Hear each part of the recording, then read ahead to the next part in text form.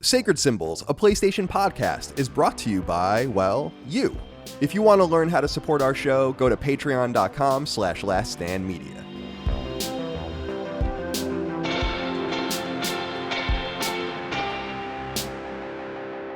Greetings and salutations. Welcome back to Sacred Symbols Plus, a PlayStation podcast supplement. My name is Colin Moriarty. Today I'm joined by a very special guest indeed, my fiance, Last Stand Media's coordinator and shopkeep, Micah Watson. Micah, welcome. How are you? Very happy to be here. Very excited to talk about this game.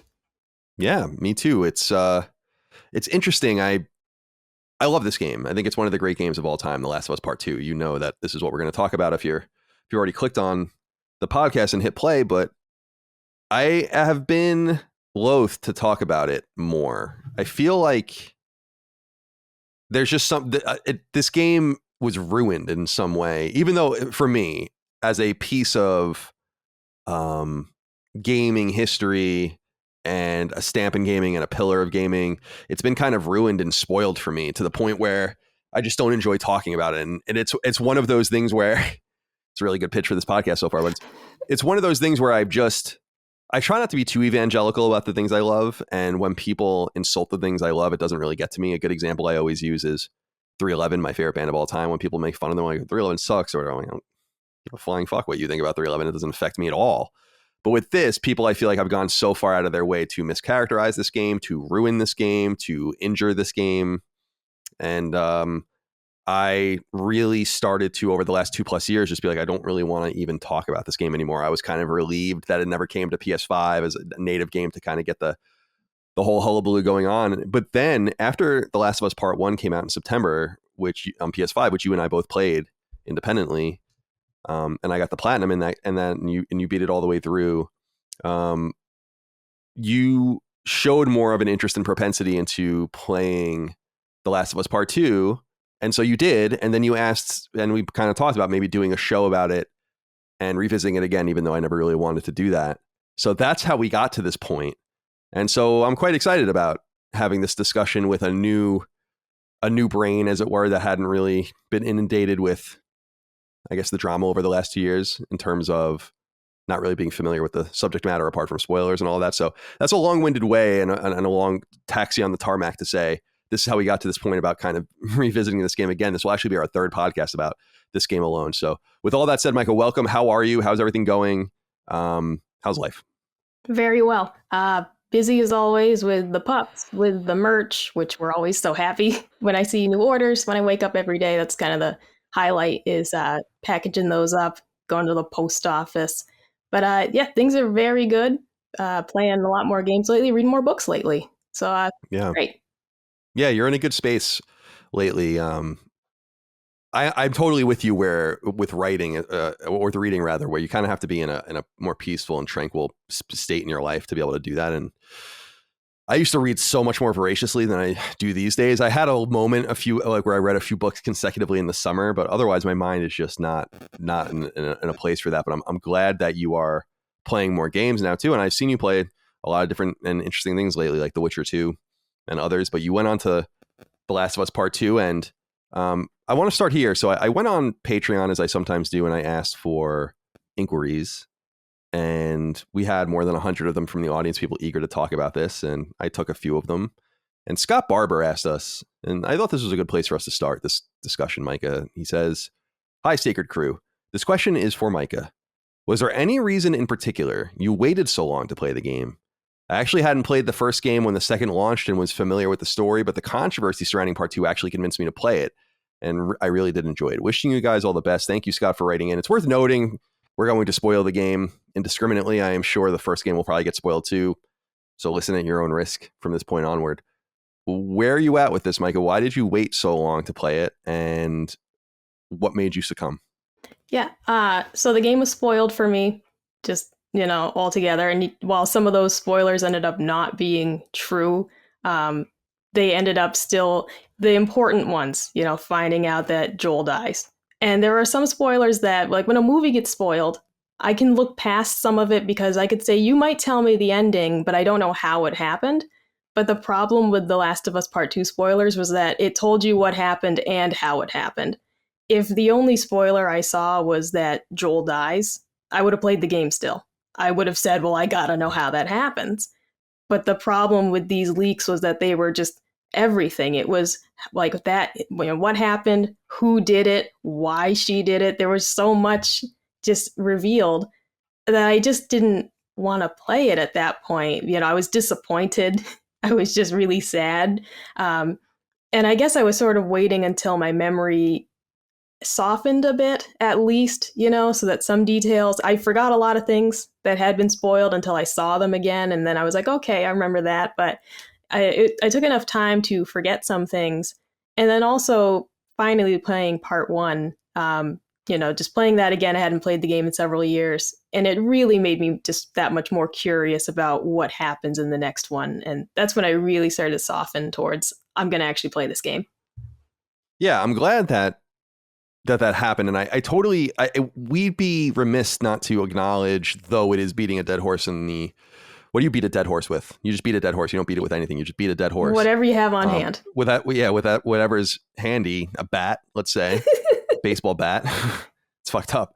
And so I don't want to go into my whole diatribe about this again, but the toxicity is worth noting. And Adaholic wrote in about this and said, "Hi, Colin and Micah.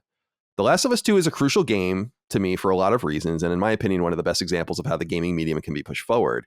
Here's my question for both of you, though.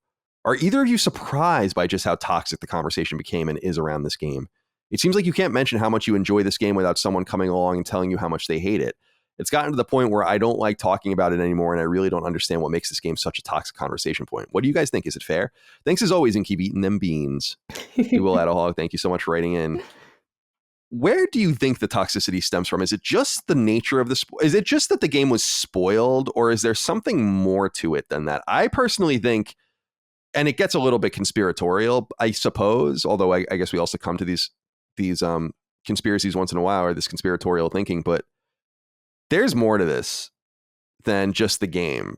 There's a lot of pent up anger about Naughty Dog.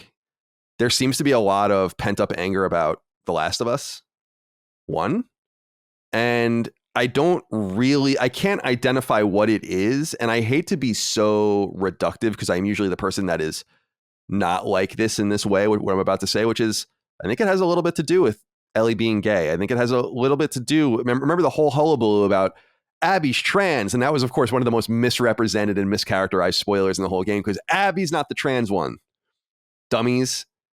So I feel like there is a little bit of anti-wokeism, which is fine, I guess. I'm not a woke person by any stretch of the imagination, but you can't stem your discussion and criticism of something so marvelous like this through such a reductive and stupid lens. Listen, if you want to have that Tucker Carlson style lens, I think that's appropriate and fine in certain areas, but this game is deeper and better than that. And so I'm curious what you make of the nature of the toxicity, where it comes from, why it existed and still exists, and what makes it so, before we get into the beats of the game, what makes it so unpleasant to talk about? Because I love this and I want to talk about it so much, but I just cringe because I just know I've seen it all and I've read it all and I've been bombarded with everything.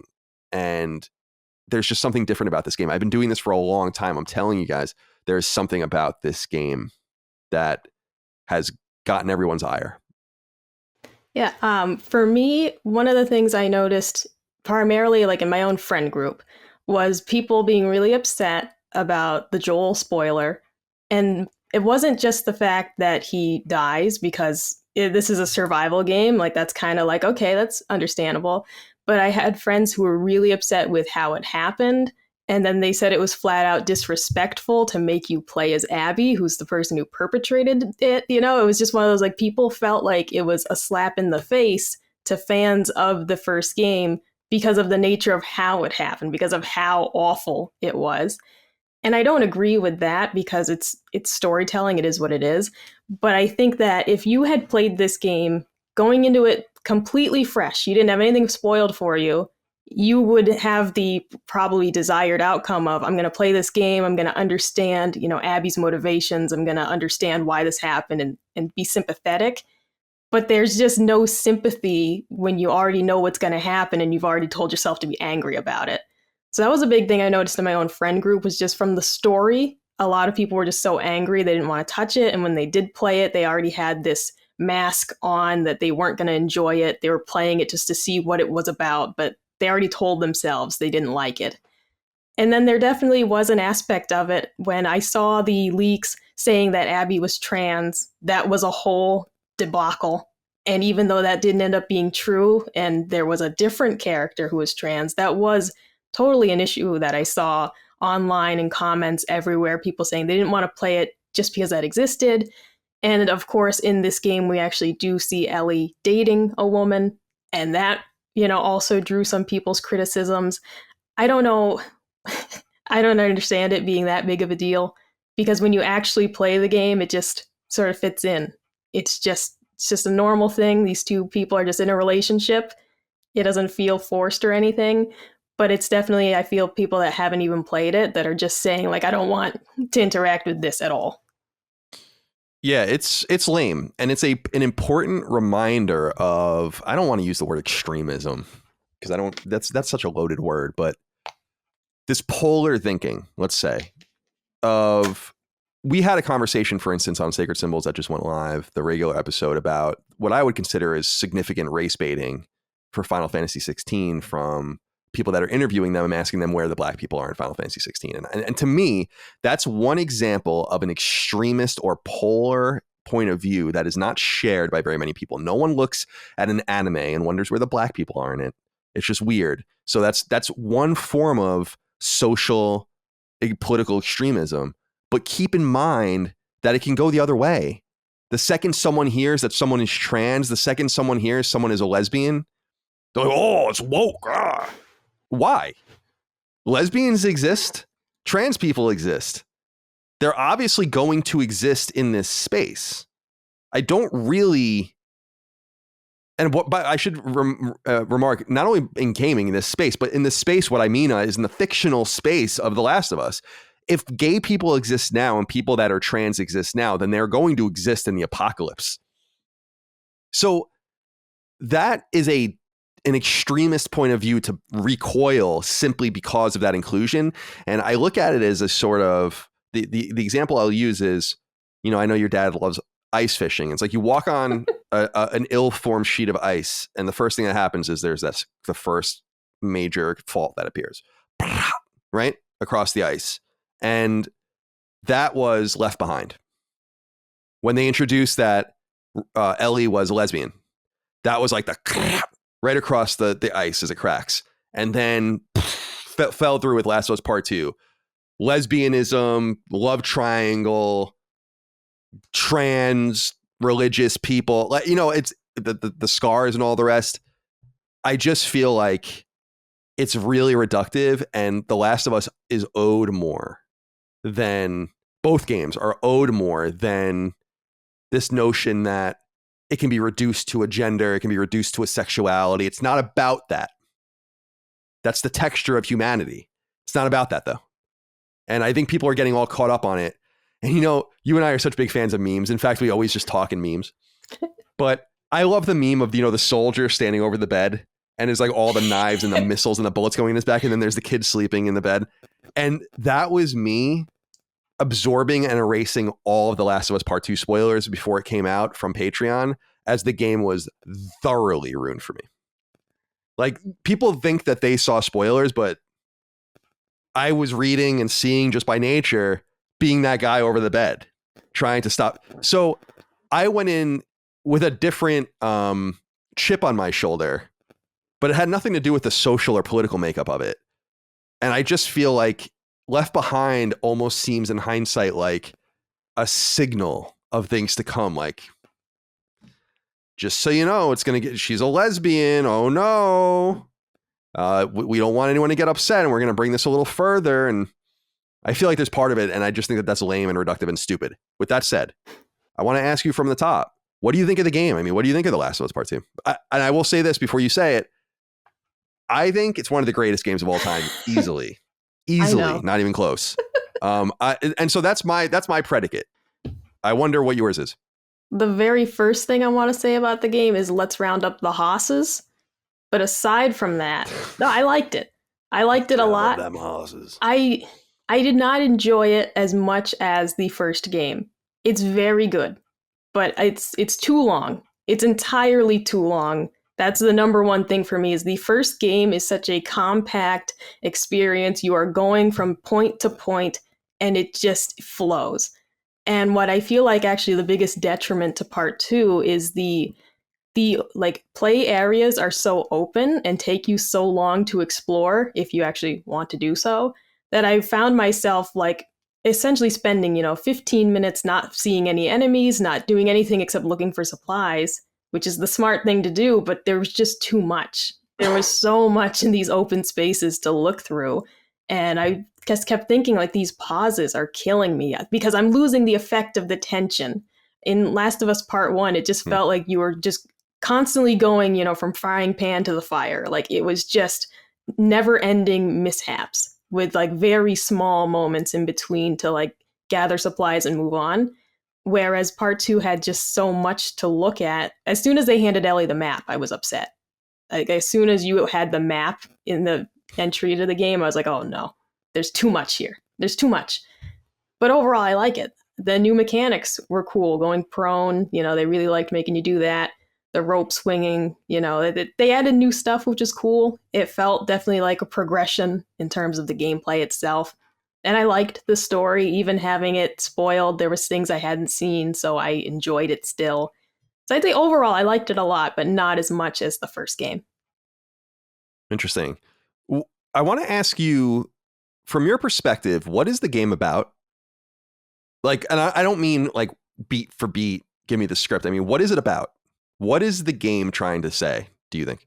Oh, I mean, the biggest thing for me is this about revenge does not pay off. It's like you've got Abby obsessed with she's got to kill Joel. And then that ends up putting her entire friend group in danger, and leads Ellie down this horrible path where she won't let it go. And then by the end of it though, Abby is, upset like you killed my friends, and it's like, I mean, what are we not the same? Are we really just not the same? We've all just keep going in this circle of revenge. We're just going to keep killing people. Yeah, and the path to kill those people, killing more people who had nothing to do with it, it's just, for me, it's just the whole thing is like revenge is just meaningless, not worth it. I mean, if they had all just agreed to just move on and live their lives, none of this would have happened. Yeah, I think that's true. I mean, I think it's clearly about this brinksmanship of constantly ratcheting things up. But I also think the game's about love. And love driving you to do crazy things and different kinds of love. Romantic love, familial love, father-daughter love, whatever, friend love. It's interesting because I don't know that a game, and this is I think why I think I respect it so much, is because I don't think a game has ever been this sophisticated before. There are some pretty sophisticated games out there with like stories. I always think of, and I bring it up a lot, Spec Ops: The Line, which is 10 years old now. I mean, one of the most sophisticated game narratives ever. No doubt about it. And makes you question everything about video games and shooters and war and the nature of conflict, government and everything else. And I think that this game is powerful in a sense because, and this game in particular, because no matter how much more they try to strive towards normalcy, we're now 25 years after the end of the world at this point. The same human instincts, the same human alliance, the love and the connections and the tethers everyone shares, the memories you have and share and hold. I think that's what the game's about. It's about the human condition in some way. I think revenge in some way is just the patina, and it's obvious and it's there, but the thematic resonance of the game, I think, just goes far deeper. And I think that's why there are scenes in this game I remember, and I went and watched it. You were out in the grocery store. The scene where she flashes back to the porch for the first time. I remember I cried the first time I played that. I was like, I'm actually tearing up just thinking about it. I'm like, I can't believe how sad this is. Like, how can people play something like this and be like, this sucks? What are you, fucking crazy? What are you, nuts? Like, what? Go play a fucking Call of Duty then. There's nothing wrong with that, of course. But that's what gets me so mad. And I think where some of the angst about the game comes from is that it's fed by no one, or by, I don't say no one else, but by very few studios even being able to reach anywhere close to this. This game is a mountain in a fucking mountain range that barely anyone has climbed. Ken Levine climbed it. Neil Druckmann climbed it. Miyamoto climbed it. A few others. But that's how much better I think this game is than everything else. That's why I say, like, this might arguably be the best game since The Last of Us Part 1, in my opinion, which I think was the best game since BioShock, which I think was the best game since, I don't know, Resident Evil 4 or something like that. It's a game that comes around once in a generation. And I want to wring people's necks, honestly, sometimes. Not that they don't like it, not that they're soft on it, not that they think it's great like you do, but you have problems with it. That's kind of how I feel about God of War. And I know how it is. The first one, I didn't play the second one yet, but I know how that is to be in that tumultuous, like, I like it, leave me alone kind of area. I'm not trying to say that, but I think I see something like this, and I see the potential of video games. And Eamon E. Murdos wrote in and said, "Hello, Colin and Micah. I have a straightforward question.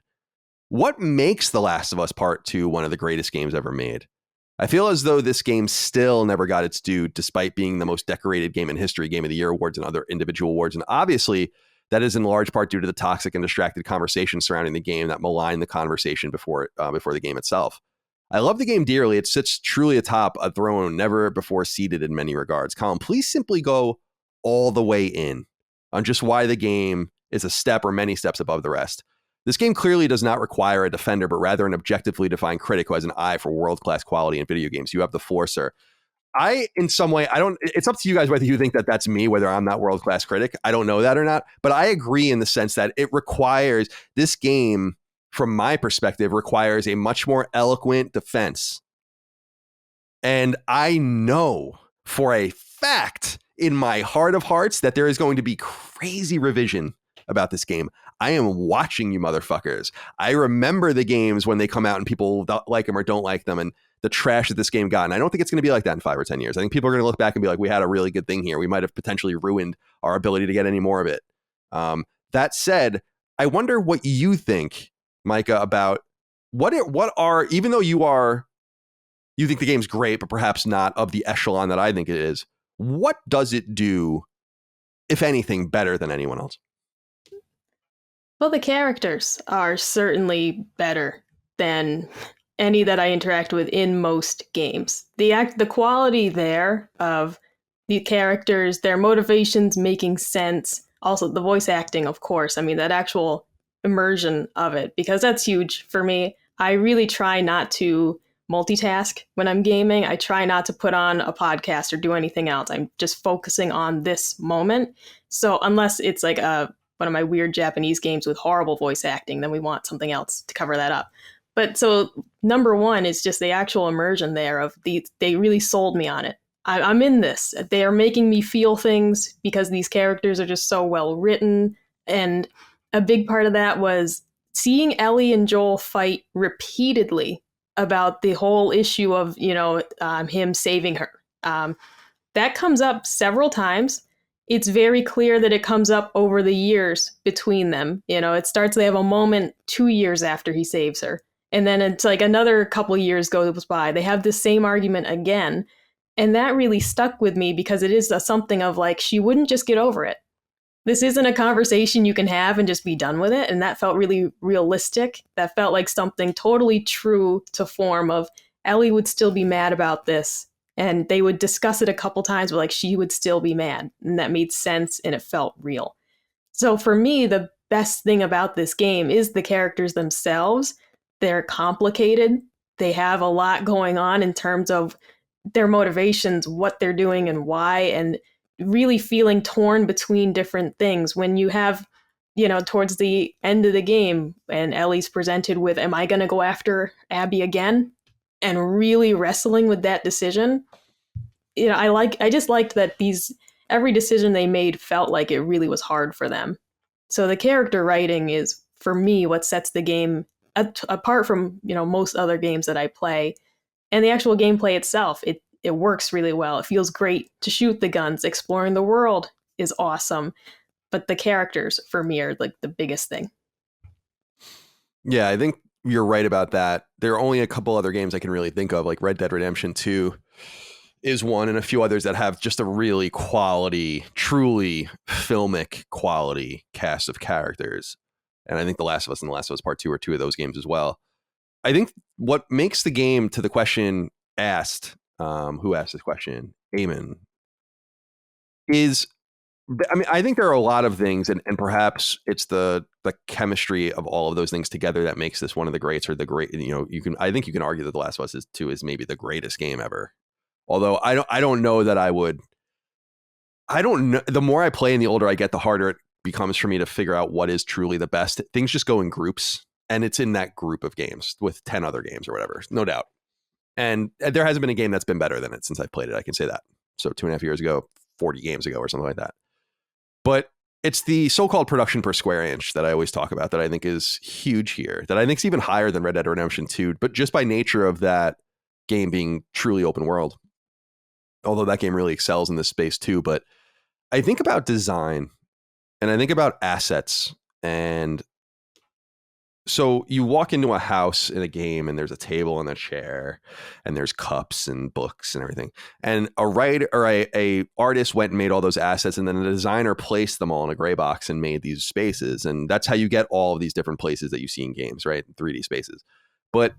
And that's how it happens here too. But it's so fine that you can see that assets are made just for this specific house. There are assets made just for this specific corner of the house. There's only one of these books. And you see things repeated, of course, but there's a level of love that goes back to the first game in the environmental storytelling that I just feel like has never been captured by almost any other game. Because you were saying the open areas are a little bit Last of Us. And I think Uncharted went towards that too later on, like Uncharted 4, where the places got big and you're hiding in the grass and all this. What? So I understand that games can get a little bit further from the core than you want them to, but I look at a game like The Last of Us Part 1 and its attention to the finest detail, to doing the hardest thing, and seeing something that excels and something that should be celebrated as a high bar, not because you want to replicate the sad dad simulator, not because you want to replicate the third person action shooter, or cover-based shooters or co-op games. It doesn't have to be anything like that, but just replicating the level of quality. And when you turn on a game like this, how can't you see it? That's one of the things, and I guess maybe he was getting into this more objective, like media critic role, but I turn on a game like this and I look at it from the very beginning and I'm like, well, what don't you understand about how this is insane? What don't you get about how expensive this was to make, and how the money was used in such an amazing way to give us this beautiful rendered story? And this, I don't know. It's, I guess what I'm saying is it's fucking evident. It's a matter of taste, whether you're going to be into it or not, because you can give me the finest CRPG. You can give me the finest point and click adventure game, and I am not going to want to play it. Oh, point and click adventure, the best click of, like Tales of Monkey Island or whatever the hell that. No, I'm good. Thanks. I don't care. I don't care. So I totally get that there are some people that are like that, just like I am with other genres. But for those that are into third person action, for those that are into third person shooting, for those that are into story driven games, PlayStation exclusives, console games, action adventure, story driven games, cinematics, modeling, all those things, this is a fucking masterpiece. It's just objectively look at it. And that's where I think the passion comes from. It's not an evangelical thing for me, because again, it is a matter of taste. It is subjective, but there are objective things you can say about video games, every game. And I think you could say this game is objectively one of the tightest, most amazingly designed pieces of digital real estate ever. And whether or not you like what happens within its confines, whether you're not like the execution, I think that that's just like looking at, a Van Gogh and being like, well, this is objectively great art. And then we can get into whether we really like the piece or not. Does that resonate with you at all? Or am I over my skis on this? No, I can see what you're saying, that from just looking at the game, spending a little time with it, it's obviously very well done. I think my criticisms of it are just more into the nitty gritty of not really enjoying some of the themes they went with, because what I wanted was a survival game, and I don't care about who's dating who and love triangles. And I was like, this is boring. This isn't what Last of Us Part 1 had at all. We got the tiniest hint of something between Joel and Tess, and they left it alone. And that's exactly what I wanted, because I wanted to just survive. So for me, I can totally see what you're saying. And I guess the parts of it that detract for me are what keep it from being the greatest game ever in my mind, because for me, there are several things that take away from the experience that I just didn't really enjoy. To me, it's one of the things I think about, and as I was preparing for this, I was reminded of it, is the guitar and what it means. You know, it's brutal how they use it in as a device in the story, about the closeness, about tying it to the first game and the promise of teaching her how to play the guitar. And then the closeness they experience as she slowly learns. They come back. He does all these things, and then it goes on and on and on to the point where she can't play his song, no matter how hard she tries, based on the nature of her actions, removing something tangible about someone that is lost.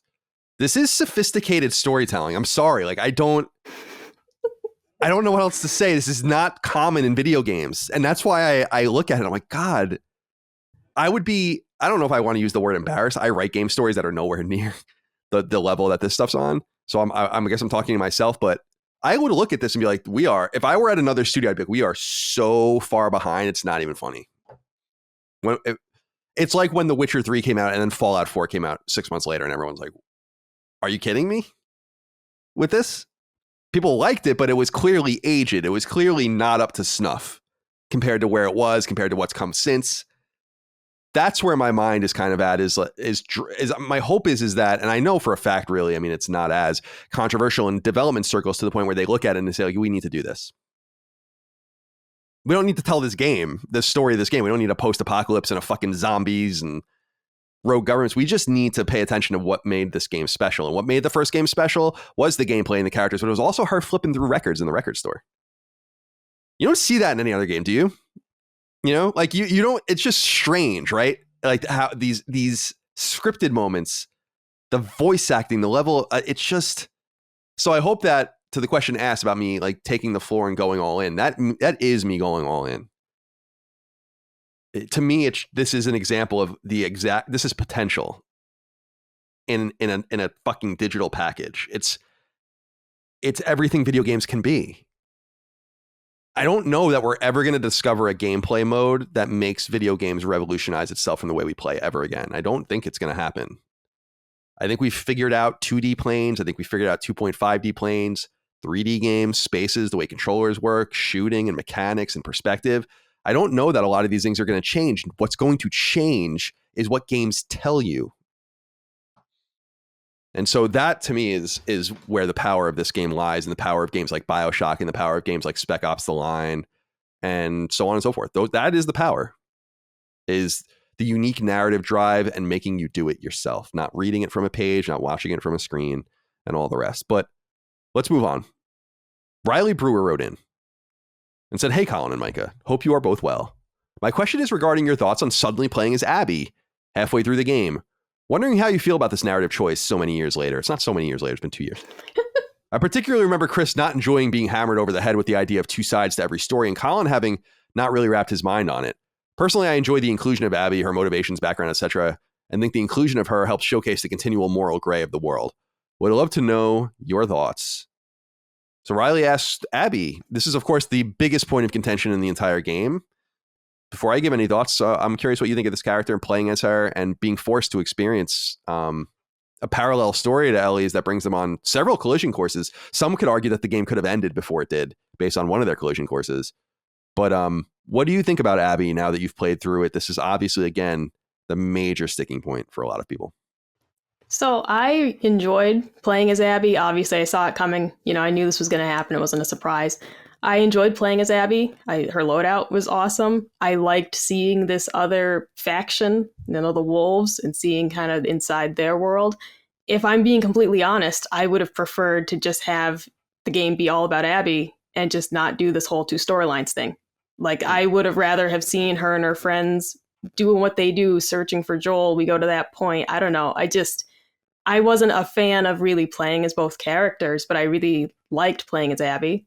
I liked seeing her, you know, just seeing more about the whole situation with the wolves, her kind of getting in trouble with them.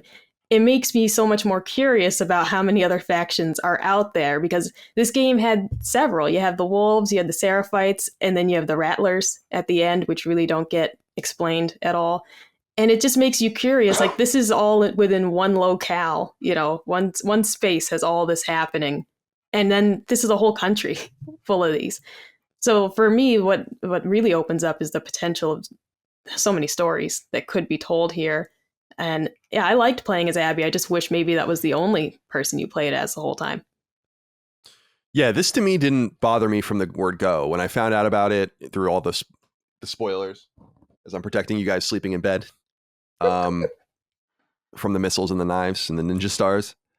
To me, I never had a problem with this. In fact, I had assumed that this was going to happen. Not with Abby, because we didn't know anything about this character, but I assumed the game was going to at least do a Metal Gear Solid 2 style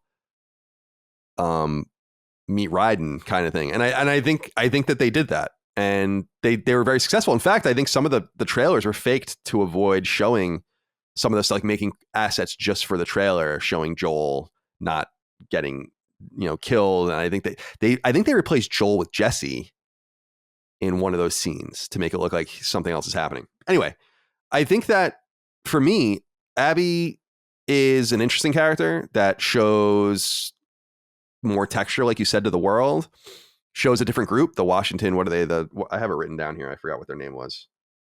The people in Washington, the Washington Liberation Front. So we learned a little bit about them. I hadn't heard. I don't think they're in the first game at all. Maybe they're mentioned in like a document you see or something. And so you find out that there's this whole other group of survivors. They're Firefly adjacent. The Fireflies are disintegrating, which is another interesting thing. So there are a lot of political, geopolitical, military, social issues that need to be taken care of and tended to. And I think that is an interesting thing that Abby introduces. I know that a lot of people have a problem with the scene with Abby obviously killing Joel. You said this was spoiled for you. Obviously, this was spoiled for me too, but you knew it was coming. I didn't think it was going to happen so early in the game. It's brutal because Joel saves her from being killed by a clicker. So, or I think it was a runner actually. So what did you make of the whole death scene when Joel is shot with a shotgun and then they just beat the shit out of him? Ellie is forced to watch. It is we always make fun of George Lucas on the show with his it rhymes kind of thing. Like we always says, it rhymes. This rhymes, right? I mean, this is supposed to be the end of the game from the first game, I think, and a sort of once removed, look at what I had to deal with sort of situation. Now you are going to see it with your own two eyes. Totally brutal. One of the most brutal things I've ever seen in a video game, I think, and love that they did it. I personally have no problem with Joel dying, when we can get into that. But what did you make of Abby killing Joel? So I had actually never seen the scene play out. I knew about it, but I had completely avoided watching any videos of it. So this was the first time I watched it, and I really just didn't want to. Half of me just wanted to look away, but I'm like, you have to watch the game. So it was hard to watch. It's brutal. I'm with you, though, in that I didn't disagree with the idea that Joel was going to die. I don't think he's untouchable and should just, be eternal throughout all the games. He did horrible things. This is his reckoning for a very poor choice that he made. I was totally on board with that, but I did not want to watch it. And I definitely felt a little bit like, I don't want to play as her. I don't want to play as the person who perpetrated it. But that's what makes it compelling, is it forces you to do that. And much like Spec Ops, it's like, well, if you don't want to do this, you can just stop playing. It kind of puts that aspect into it of like, if you don't want to do this, then don't. But you're going to. You're going to see where it goes. You're going to keep going down the tunnel and see what happens next. So I liked that aspect of it. I liked how uncomfortable it made me, in the sense of like, I don't want to understand this person. I don't want to sympathize with them. But it gets its hooks in you, and you have to at a certain point. Otherwise, you're just willfully not looking. Yeah, I think what the game confronts you with, and it is similar to Spec Ops, is the wanton violence. It's just, it asks you, why doesn't Joel deserve this? You like Joel. as the player. We know Joel. We get to see a part of Joel no one sees, which is before anything even happens. When we see a little bit of normalcy in his relationship with his daughter, we have all of this gas in the tank, as it were, for us to want to like him. But we also know that a lot of horrible shit happens. In the first game, Tommy says, in so many words, that like the shit that they did to survive was insane. That people that survived that long that weren't part of Fedra or weren't part of the Fireflies or whatever were really pretty brutal. And I don't know that there's any doubt, if you can look at things more moralistically, if you can look at it objectively, to say Joel's not a good person. He is our person. It's like, it's a weird example, but imagine if your sibling kills someone. You love that person, but can you blame everyone else for being like, this person's a murderer. We have no personal connection to this. And I feel like the game forces you to say, like, what are the consequences of your actions? What about Abby? What? And that's just one person in this whole line of people that Joel killed. If you even just count the hotel in Salt Lake City, and that's it. He upended the Fireflies. He might be partially responsible for their undoing by leaving such a huge body count, killing one of their leaders, killing one of their doctors. Because Marlene's obviously dead at the end as well. And I look at that and I say, well, now the game is saying you need to look at things from a more bird's eye view and see the forest for the trees. This man is not the best of us. He's another killer. And you just happen to like him. Am I off base? No, not at all. And it's what we mentioned, when we talked about part 1, was that the very first time I played that game, the original release, I was so angry at the ending. I was like, no, don't do this. We need her to fulfill the destiny. We need to get the cure. I was livid at Joel. But it was only when I replayed the game, 2 more times that I started to be like, yeah, let's go get her, right? And it's because the characters grow on you eventually. But I feel like if you play that game the first time, a lot of people would have the response of like, no, she's supposed to be the cure. We have to let this happen. And you would be mad at Joel. So I totally agree, because he's done things that are incredibly selfish in the long run. We could have had a cure for all mankind to get rid of this, virus and save everyone. And we chose instead to just have a new daughter. It's just completely selfish. I don't know. That's just I totally understood, like, he shouldn't be, untouchable. But isn't there that scene with Marlene? There's like a flashback with Marlene and the doctor where someone asked the doctor, would you do this to Abby? Yeah. And he doesn't say yes. So I don't know. Because I agree. That's why I think the game just forces you to confront many different layers of the tension, which is Abby and Joel, Joel and Ellie and the Fireflies themselves, Fedra, and all these different things that exist. And then you also have to remember, I guess, this approach of remaking family, remaking society, trying to find new norms and being unable to, like we said earlier, escape the cycle, which I think is the overarching basic theme. Although I will reiterate, I think the game is more about love than anything else. Again, I want to ask you this from J Bands, who says, hey, Colin and Micah, I asked the same question a couple of years back when Colin and Chris initially talked about this game, and now I'd like Micah's perspective. Did you find yourself liking Abby more and more as you progressed through the game? Also, after seeing the story from her perspective, were you conflicted with which group of characters you were actually rooting for? I think to expand on J Bands' point, as we throw it over to you, I think the game does a really good job of removing any morality at all. That, in other words, I think the game makes it clear that no one is right at all. And it almost dares you to say, like, do you really sympathize with Ellie more than Abby and Lev? Do you really sympathize with her more than her dad? Do you really sympathize? And I think it challenges the player to be like, well, remove your own biases and look at it objectively. I think that that's part of what makes this so special. So what did you think about the journey with Abby and the sympathy that with her group as they get fucking picked off one by one, basically? Yeah, the first thing to mention is that I found weird similarities with Abby, of that I collect coins. As soon as I found out that her collectible was coins, like the first one I picked up, I was like, oh no, They're going to have me sympathizing with her because I love collecting coins.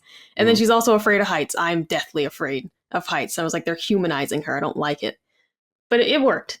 It works. Of course, I started to like her more, but while still finding fault with her. It does, like you said, to a point, they're just equal to me on their paths of destruction. I see Abby doing good things. She's trying to help, Lev and his sister. She's trying to do good things along her path, but she has caused so much harm, just so much damage with, what's essentially like we have a revenge mission. It's very selfish. By doing that, we're going to bring the heat from, Ellie and the gang onto my friends. It's just all of these things end up that both of these characters are, to me, equally selfish, just equally lost in their own grief, lost in their own suffering to a point that they can't see that the entire world would just be better if they just let it go. But I certainly did like her more as I played it because they make you. They make you. She's doing these good things. She's risking her life for these two kids that she doesn't know, that she probably would have shot on sight a few days earlier. She has her friends telling her that she's a horrible person, but she's going to go and do the right thing anyways. And then in the midst of all that, her friends are murdered.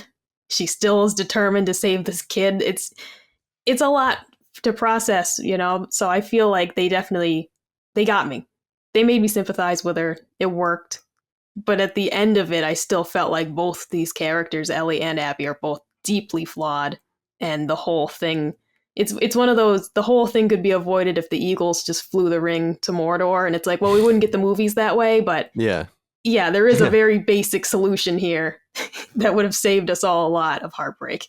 You can say books now because you're reading the Lord of the Rings books. So That's true. You're all in now. We got a small letter here from Tragic Tactics, who says something I think is interesting, which is, do you agree with my sentiment? He says that the game is about becoming what you hate. Ellie throughout the game becomes more like revenge-driven Abby, whereas Abby becomes more like Joel throughout the game. This is one of the things that I think you're partially right, if not entirely right. And it's kind of the bobble shake of dice as these characters exhibit a whole gamut of human emotion, which is what I think makes the game so interesting, because I feel like they're in some ways, and this is no different than playing almost any other game, I suppose, if you really think about it, but they're just avatars. There are potentially millions of people left. It maybe hundreds of thousands. I don't know. It doesn't have to be through their eyes. There are other, maybe even more interesting and compelling stories to be told here. It's just about experiencing the downfall of society, but the recapturing of all that is human at the same time. And so, yeah, there is something Tragic Tactics to what you're saying as the characters kind of become like themselves. And Ed Cruzat says, with the current trend of $70 games, JK, thank you. I appreciate it. Is it just me, or was this game not fun in a video game sense, but captivating and immersive, as if you were watching a thriller or a drama? Every moment was either heartwarming or gut-wrenching. The gameplay was like a horror game on the highest difficulty settings, too. Looking forward to hearing what Micah thought of it. So let's talk a little bit about immersion and playing the actual game. What did you feel about the beat-to-beat gameplay? You play as two different characters, obviously. Actually, plays more than two characters. But I'm wondering if you felt that the game played better, if you felt like that the gameplay represented the tension and fear that's present in the world. I think that one of the reasons, again, that Last of Us Part 2 excels so much is because I think it does capture it. I think the gameplay adds a great deal to the tension. And one of the things they did was very cool in this, which is they added a lot of moment by moment, like, you might not see this pieces of gameplay. Sliding under the cars, getting dragged out from under the trucks. Like, there's all these semi-scripted moments that don't have to happen depending on how you go through the game. And then the parking garage leading into that open area in the city is the example they showed. I remember when the game was being shown for the first time. I think the game it excels in gameplay and is one of the great third-person action games from a gameplay perspective, which I don't know that I would feel necessarily about the first one. I think this one's a lot tighter. But I'm wondering if you agree, and how did you feel actually playing it, since it is a video game? Yeah. So going from gameplay, I enjoyed the way this game felt a lot. I mean, coming from part 1 directly, it definitely, that game draws so much from part 2. And that's part of why I wanted to see it. Was like, okay, let's see where they got all these new mechanics from and everything. I think my favorite aspect of part 2 was the new enemies. They had the Shamblers, which was a neat thing in the idea that this virus, this this infected thing is like a fungus, and it's like, okay, it is pretty cool to think that in different regions of the world it would mutate differently. So while we Definitely. hadn't And seen time as well, shamblers, which is cool. Time I like as well. yes, You know? yeah, because that's actually, first of all, the shamblers, great enemy. They were really cool to interact with, like I don't know, a different type of bloater almost. Uh, and then we had the extremely scary moment with Abby in the basement of the hospital, where there's the infected that you presume has just been there the entire time. And it's this horrible, wretched creature that's like several infected lumped together, and it's chasing you through the basement. That was maybe the scariest moment I've ever played in a game. It's when I almost gave up because I was yelling. I'm sure you heard it. Yeah, I heard you yelling and screaming. I was just ignoring you. I mean, maybe I shouldn't be. Maybe something horrible was happening, but because I was downstairs and you were upstairs, but I knew you were playing, so I assumed I would just leave you alone and let you experience it. Yeah, those were my favorite moments. The actual gameplay for me, this game, that's what kept me going through it, was the gameplay. The actual story is where it lost me, but the gameplay was fantastic. I loved Abby's weapons; they were incredible. Of course, I love the crafting in this game. Improving your guns as you go. That was excellent, like the first game. But the new infected are what really sold me on it, because I just had so much fun interacting with those, and those are my favorite moments from part one as well. Is the fights against the infected are much more difficult for me than the ones against the humans, and I just find those to be the best.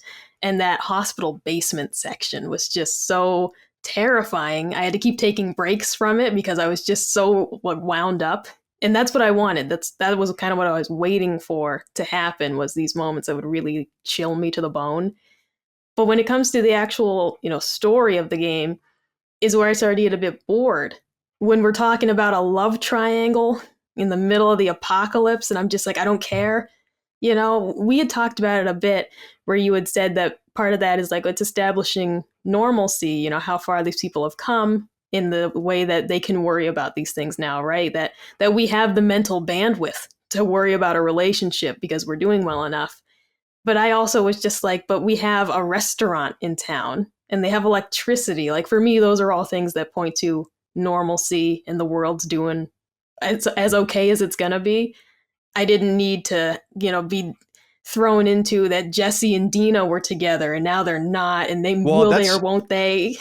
Oh, I totally understand that. It does feel a little like 90210-ish in some way, but I think that is to just establish the when they get the kid together, because they're raising Jesse's kid when he dies. It's just too much. It's the relationship part of the game was just really just shoved down your throat. I don't know. I was sick of it because the first game was so not that.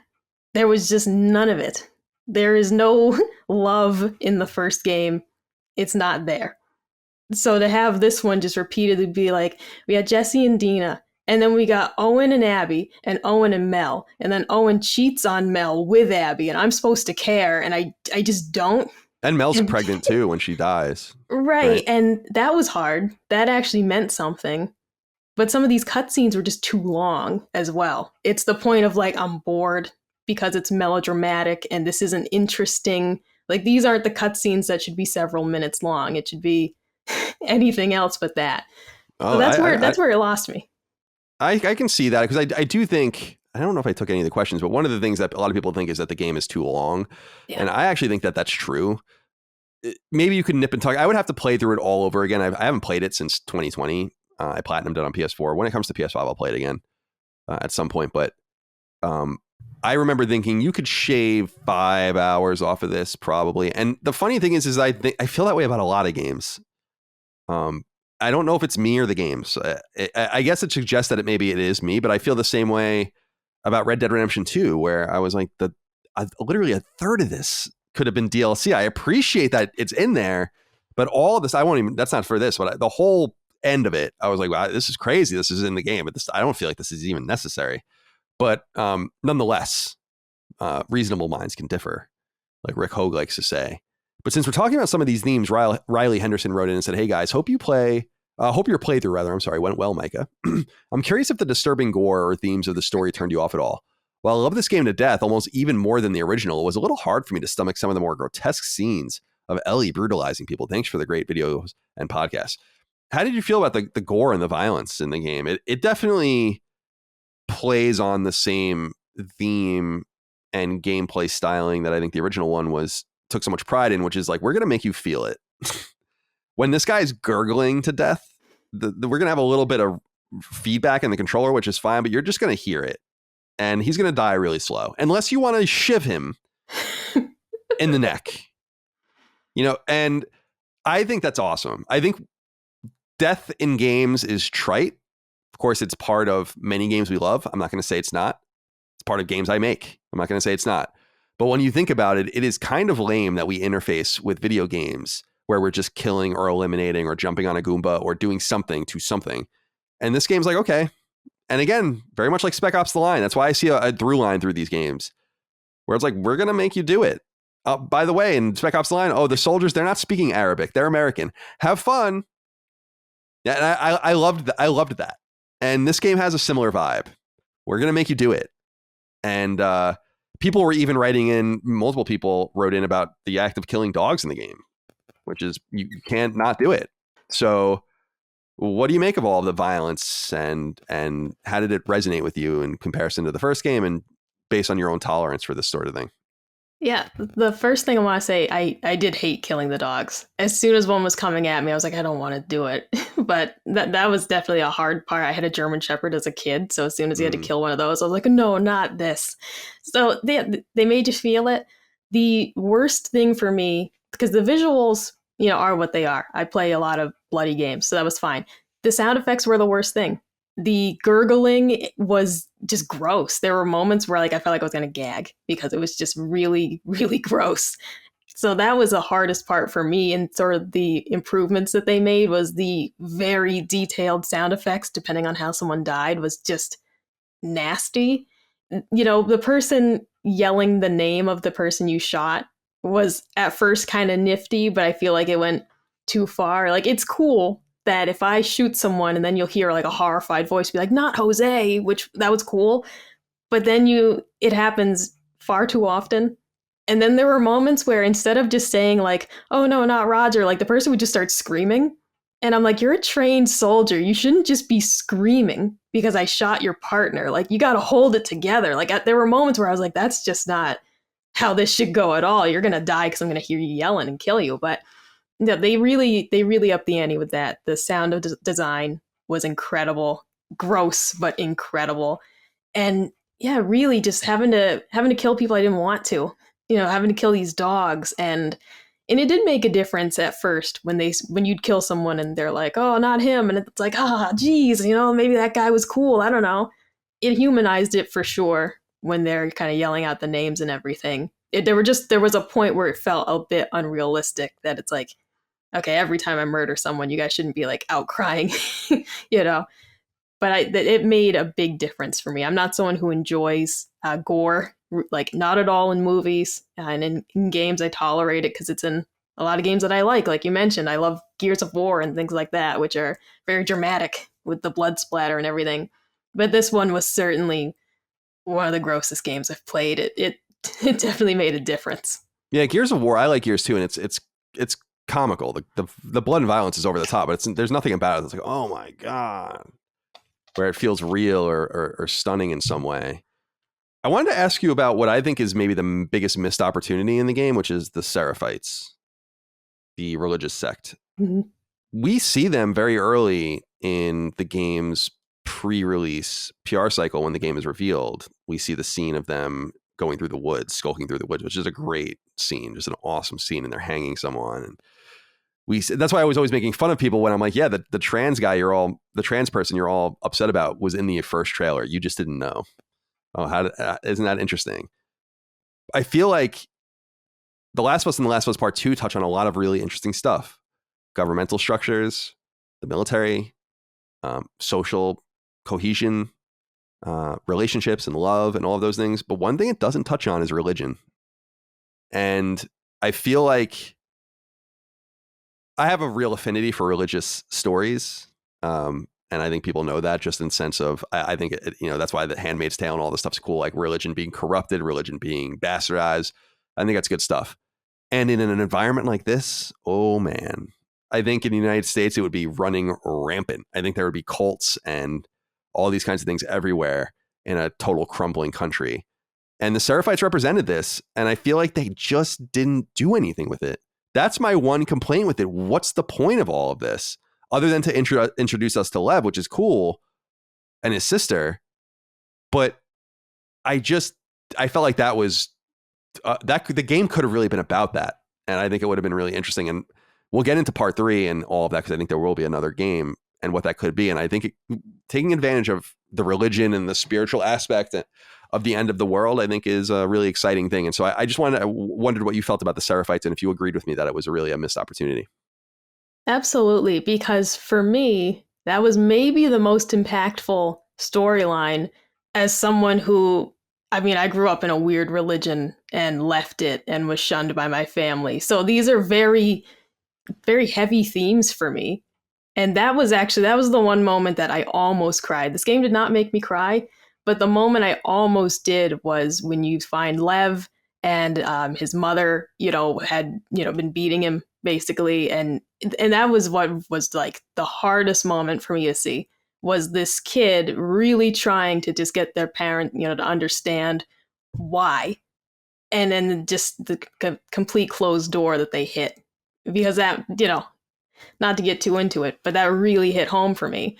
And it should have, in my opinion, been explored more. And it's why I feel like the game has too many threads. This game could have been all about that. This game could have been just, I don't know, it could have been all about Abby, and we don't even interact with Ellie till the end. There's so much between the wolves and the Seraphites. And as I mentioned, like at the end of the game, you have the Rattlers, and we get no explanation. Like what, why, the what, they're just there.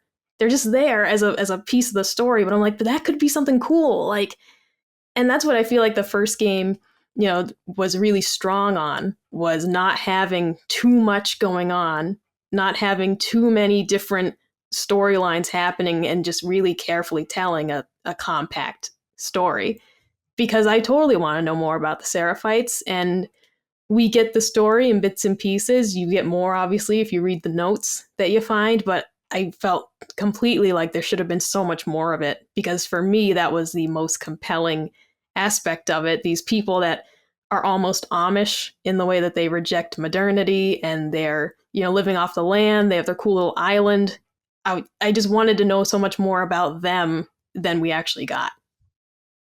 Yeah, I agree. I think that it seemed like a MacGuffin in some sort of way to bring us some characters, but it almost doesn't really matter. You get to see it all up close and personal, which is really cool. But yeah, it doesn't seem like it has the gravity that it should have.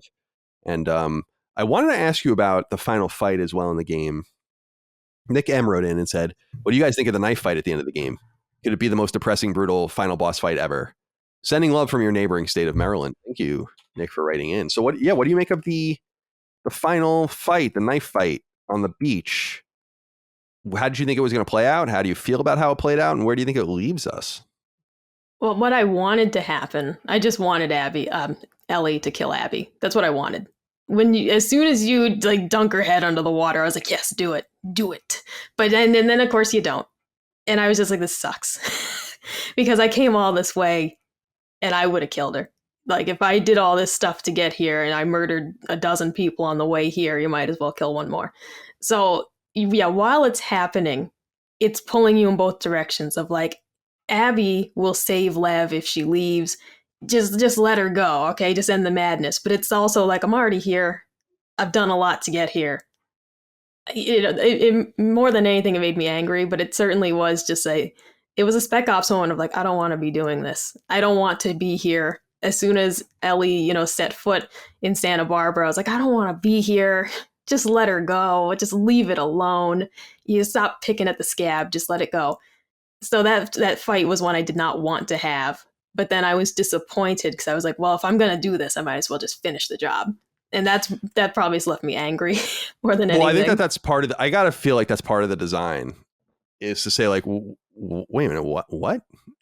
What is the point of everything that happened then? If you're not, you might as well just do this. Otherwise, everyone has died in vain. But that's the whole idea, is in my opinion, is just saying like this is completely fucking senseless, all of it. And I think and I think that is the connection between her losing her fingers and the guitar. She almost shakes it and is drawn back and pays a really serious price for it. And I think that that's part of it is the human instinct to not stop, the draw, the obsession over whatever it is. It's so interesting. That's why I think the game being as long as it is in some way, it's nice because they really do go somewhere with it. I will say that it does go somewhere.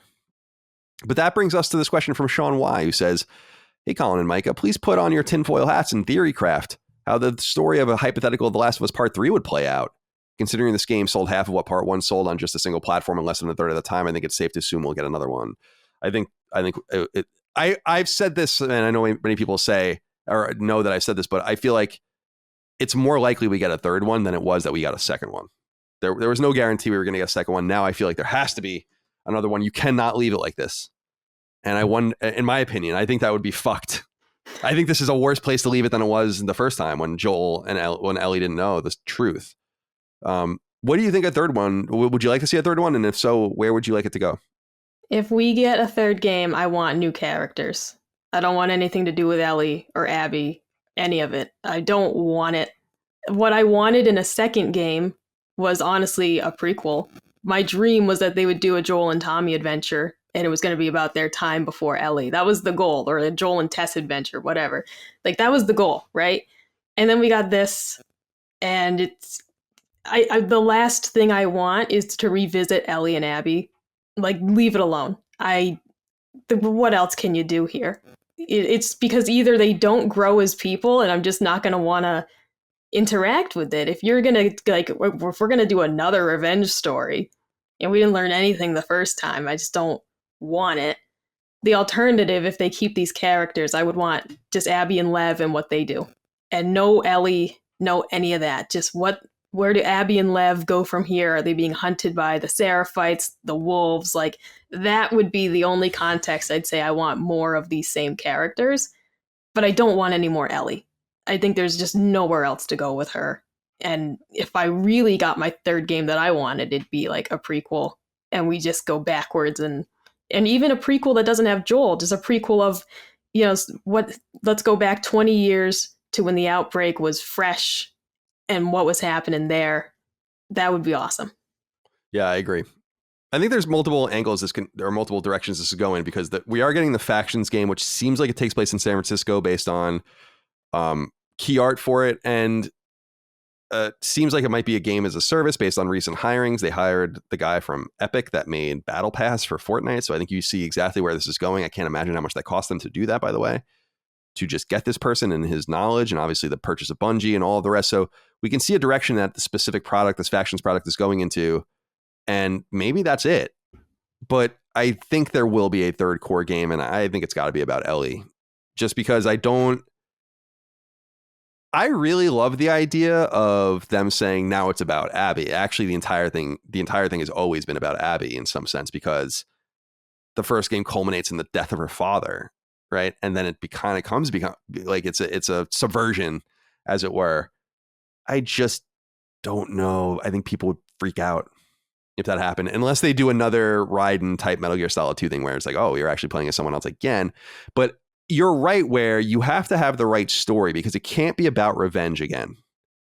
We've seen the full culmination of revenge. Everyone's dead. Like, we've seen it all happen. And the people that aren't dead, so like Dina and the baby, are gone. Abby and Lev are off to somewhere. Maybe they're going to go back and live on that island or something. Who knows? I mean, they're in Santa Barbara, so they have a long ways to go to get back up to Washington.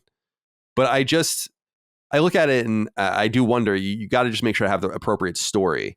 They've made it difficult to be an Uncharted-like trilogy where, it's like, here's Sully and here's Elena and all. It's a different kind of thing. So maybe part 3 won't be the next Last of Us in factions, but something else entirely. And I've always been fascinated by that space between that we never saw. There is 20 years of time that we just never see.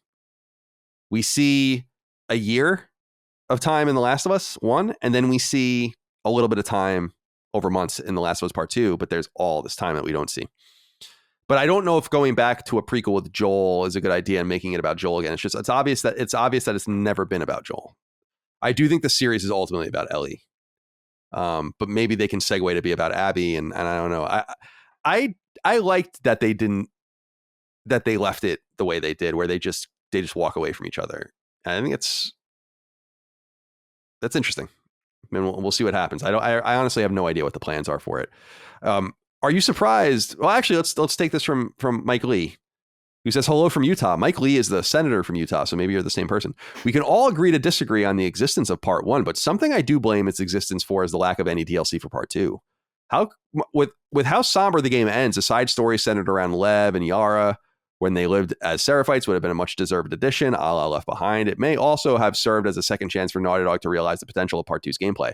I'm very happy for you to keep fucking that tauntaun. Thank you, Mike Lee, for writing in. DLC, we're obviously not going to get any. This is somewhat unusual for a PlayStation first-party game not to get DLC, whether a standalone pack, some sort of multiplayer expansion, anything like that.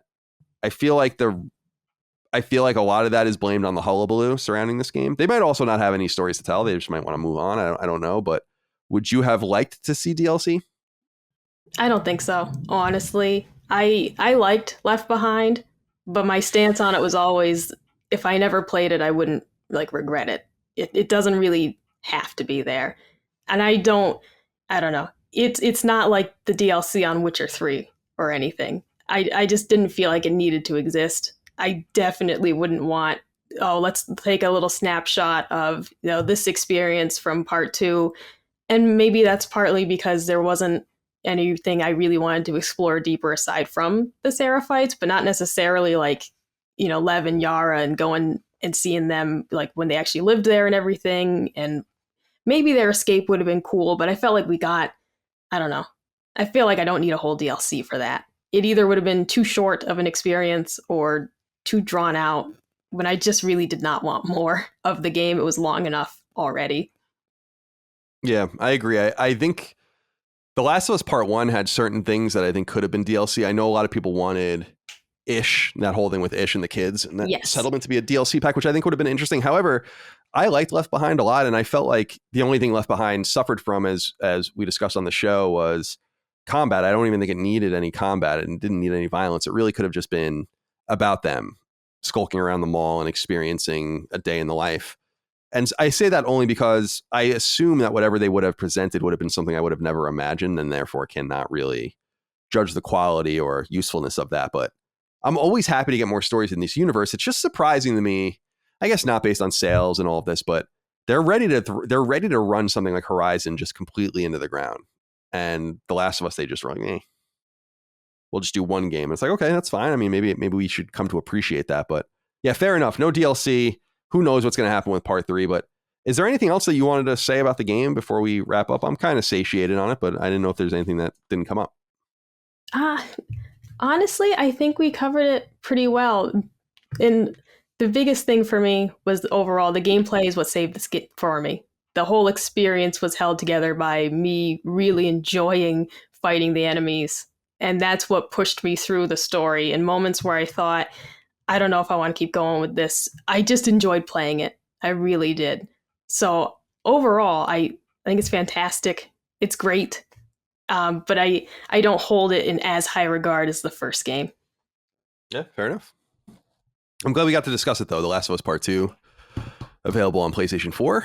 And you can obviously play it on your PlayStation 5, but no native version of it yet. Maybe we'll get that in the future. I stand by it as being just an incredibly wonderful game everyone should play. But obviously play the first one first if you haven't. But Mike, it was good to do another show with you. We'll have you back on soon to discuss more. Thank you for your time. Appreciate you. Well, certainly. Thanks for having me. You're very welcome. And thank you all out there for your love, kindness, and support of all things Last Stand and Sacred Symbols. We'll see you next time for more. Until then, goodbye. Bye. Sacred Symbols, a PlayStation podcast, is a product and trademark of Last Stand Media and Collins Last Stand LLC, and is proudly recorded in the USA. The show is conceived by, is written by, and is directed by me, Colin Moriarty. My co-hosts are Chris Raygun Maldonado and Dustin Furman. The show is produced by executive producer Dustin Furman. It's edited by associate producer Ben Smith. All of Last Stand's theme music is by my best friend, Ramon Narvaez. As you know, all of Last Stand shows, including Sacred Symbols, are fan-funded on Patreon at patreon.com/laststandmedia. The following names are at the producer level on Patreon, our highest tier, and we're grateful for your thoughtful and kind contributions to our independent endeavor. Thank you.